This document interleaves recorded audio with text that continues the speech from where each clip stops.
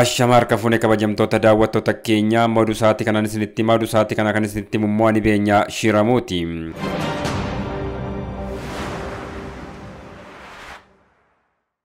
Magaalota Itoophiyaa garaagaraa keessatti gatiin oomishaalee bu'uuraa ammas dabalaa waan jiruuf lammiilee irratti dhiibbaa uumaa jiraachuun himame.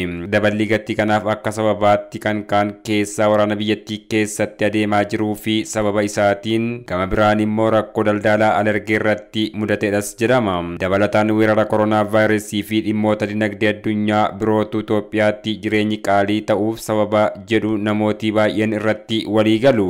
Ragaan istaatistiksii Itoophiyaa akka agarsiisutti dabalin gatii kan bara darbeerraa bara 2014 akka lakkoofsa Itoophiyaatti baatii sadaasaa keessa 133 dabaleera. Kanneen keessaa oomishaaleen nyaataa baatii sadaasaa keessa harka 38 kan dabalan yoo ta'u, bara darbe immoo yeroo wal fakkaatutti 123 ture. Qaamolee hawaasaa kana fayyadamoo taasisuuf immoo gabaan sanbataa fi dilbataa magaalota Itoophiyaa garaagaraa keessatti geggeeffamaa jira. Gabaan kun gama tokkoon bituu fi gatii madaalawaa dhiyeessuuf gama biraan immoo oomishitootaaf carraa gabaa uumuu akka kaayyeeffatedha. Kana malees torbanoota salgan darbaniif gabaan sanbataa fi dilbataa iddoon garaagaraatti eegalame kaayyoon isaa inni guddaan qaala'insa gatii magaalota keessatti mul'atu to'achuu fi ittisuudha.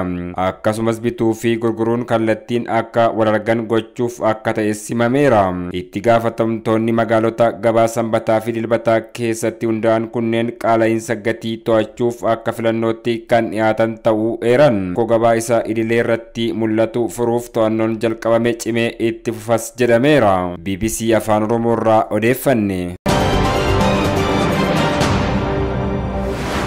Ministeerri fayyaa sagantaa baatii fayyummaa haadholii ifoomse. Sagantaa idilee addunyaatti yeroo 35ffaaf akka Itoophiyaatti immoo marsaa 16ffaaf ji'a Majjii kan kabajamu. Baatiin fayyummaa haadholii haala kamiiniyyuu keessatti da'umsaan booda sababa dhangala'uu dhiigaan du'aatii haadholii mudatu waloon hambifnu jechuun kan gaggeeffamu ta'as jedhameera.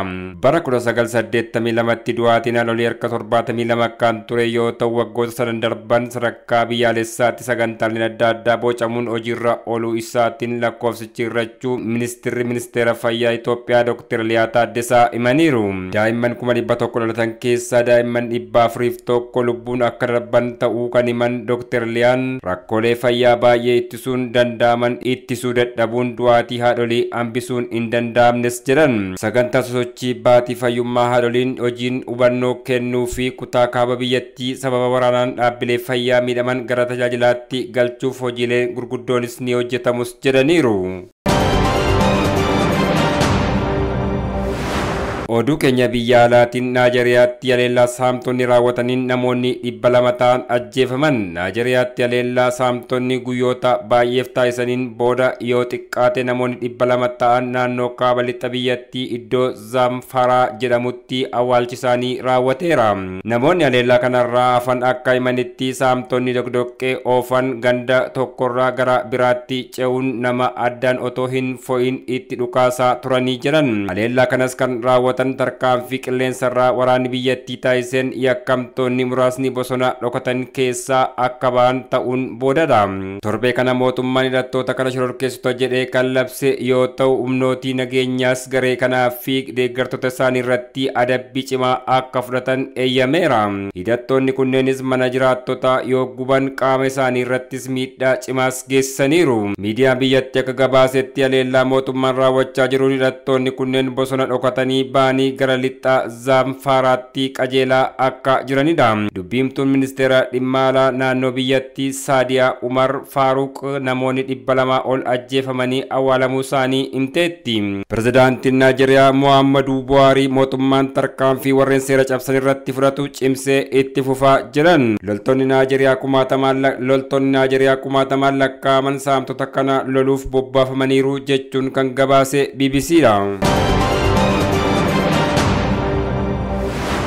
Biyya Paakistaanitti cabbiin miseensa maatii lama nama 12 dabalatee hedduu galaafachuun gabaafame. Waqtii cabbii hammaataa Paakistaanitti miseensa maatii tokko nama 7 dabalatee yoo xiqqaate namoonni 21 du'uu aangawoonni biyyattii beeksan. Balaan kun kan qaqqabe kaaba biyyattiitti namoota taate kana daawwachuuf imalaa turan cabbiin tuulamee isaan danquu isaatiin. Turistoonni 1,000 ta'an waqtii cabbiin itti bu'u kana magaalaa tabba gubbaa jirtu Murree jedhamtu irraa daawwachuuf garasitti imalaa turan. Poolisii tokko haadha warraa isaa fi ijoolleen isaa 6 akkasumas maatiin miseensota 5 qabu kanneen balaa kanaan lubbuun isaanii darbe keessaa ta'uu dhaabbanni tajaajila baraara yeroo balaa tokko beekseera.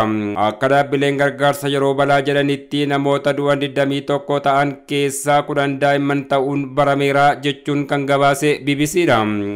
Egaan kabajamtoota daawwattoota keenya oduun gaggabaaboo sa'aatii kanaaf qabanne kanan gammaa ture odicha isinitti himuun kan isin faana ture ni beenyaa shiramuutii qophiileen FIB TV afan kanneen biroon itti fufuu daawwadhaa yeroo gaarii qabaadhaa.